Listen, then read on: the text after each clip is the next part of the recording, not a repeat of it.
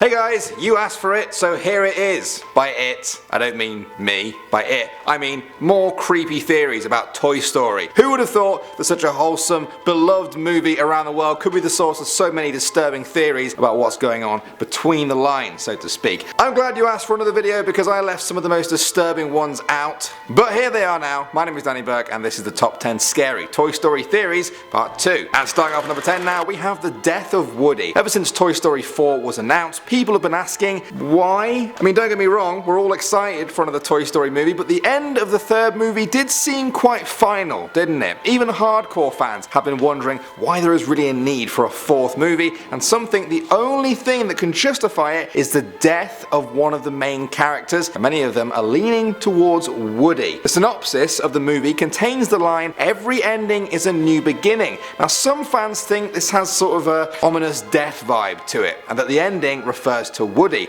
Also, the movie poster looks quite ominous. We see Woody by himself walking off into the distance and tipping his hat as if to say goodbye. Moving on to number 9 now, we have Wheezy villain. There's a theory going around that Wheezy, the squeaky penguin toy that the other toys tried to help in the second movie, is actually the villain of the whole thing. In fact, some go as far as to say that he caused all the bad things that happened to the toys in that movie. The main crux of this argument is that Wheezy used to be Andy's favourite toy for a while before he was forgotten about and put on a shelf. In the first movie, we see how Woody got very jealous of Buzz, and so imagine how Wheezy must feel about all the other toys in the second movie. People think it was this jealousy that resulted in him putting Woody in the yard sale in the hopes he would be gone forever and he could finally be Andy's favourite toy once again. Moving on to number 8 now, we have Creepy Woody. This is a true story. Woody was initially going to be a ventriloquist dummy. That was the idea the team came up with. Then it was suggested that instead of a ventriloquist doll, they turned Woody into a cowboy. Everybody loves cowboys, right? Well, luckily they did go with that, obviously. I think every Toy Story fan can agree that a creepy ventriloquist doll Woody would have been quite a disturbing sight to see.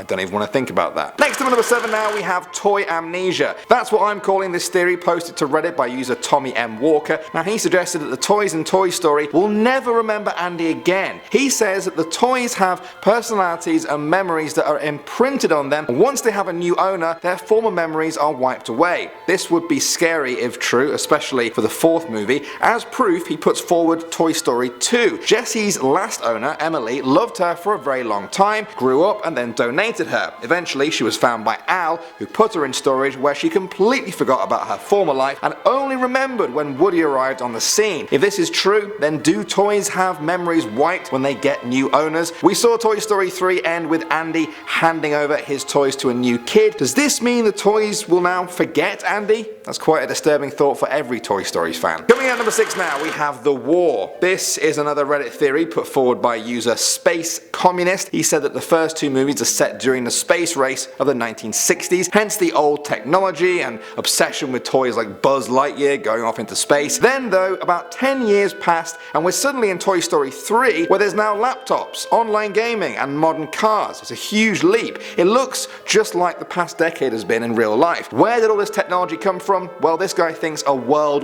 war took place over the course of the movies. The technology advanced so rapidly during the war that it explains the leap we see between the movies. For further proof, he points to the maps we see. They seem to show the world map as very different to ours. Countries aren't the same, borders are just all over the place, almost as if a massive war took place. It is a crazy theory, but then again, we are talking about a world in which toys can talk, so I guess anything is possible. Moving on to number 5 now, we have Buzz Lightyear dies. So we talked at the start of the video about the possibility of Woody dying in Toy Story 4. Well, I'm afraid this sort of morbid speculation is not over. Some people think it's Buzz Lightyear that's going to get the chop, so to speak. This is mainly based on what Tim Allen, who voices Buzz, said in an interview on The Talk. He said, "I gotta resist getting emotional. I don't want to give it away, but this is an incredibly great story. It is so emotional, it's so funny, it's so big. The idea they come up with, I am startled. I couldn't even get through the last scene.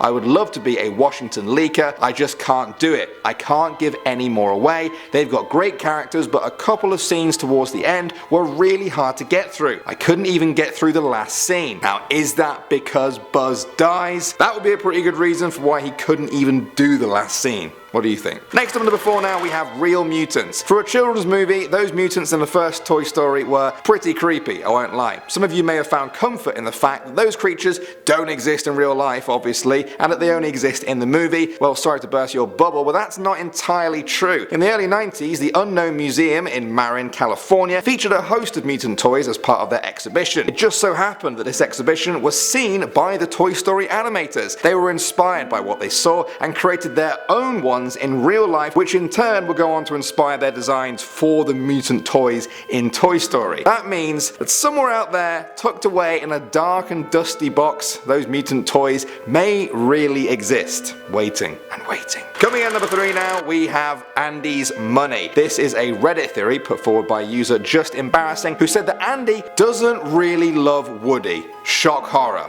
He just knows the monetary value of him. In Toy Story 2, we learn that Woody used to be part of the hit TV show Woody's Roundup, along with Jessie, Stinky Pete, and Bullseye. Andy must be aware of this. He even refers to Jessie as Bazooka Jane. The only way he would have known that is if he looked it up. If he did that, he'd know that these toys together would be worth a lot of money. Perhaps that's why he cared so much about them. He just wanted them to increase in value to the point where selling them would get a lot of money for he and his sister, as well as their mom, who is presumably a single parent. Now, this isn't to say that Andy doesn't like Woody, but maybe the money is a huge bonus, shall we say. Moving on to number 2 now, we have Woody's girlfriend. This one may only be scary to those of you who believe in the true love of Woody and Bo Peep. It was actually a pretty close call. It almost didn't happen. When Pixar first wrote Toy Story, they didn't want Bo Peep to be Woody's girlfriend. They actually wanted it to be Barbie. I know. Can you imagine? Woody and Barbie. Fortunately, or unfortunately, depending on how you see it, Mattel, the owners of Barbie, didn't have much faith in Toy Story, and so they didn't give permission for her to be used in the first movie. For many Toy Story fans, this was a very close call, and a scary one to think that Woody and Barbie were very close to being an item. And finally, at number 1 now, we have the power of imagination. This theory is based on the growing assumption among a number of Toy Story fans that the reason toys can walk and talk is solely down to the kid's imagination. It is literally the child's own imagination that gives them the ability to walk and talk. Support for this theory grew after the release of the Toy Story 4 trailer, which showed a new toy made out of a spork and some household objects, claiming that it didn't belong there and it isn't a toy.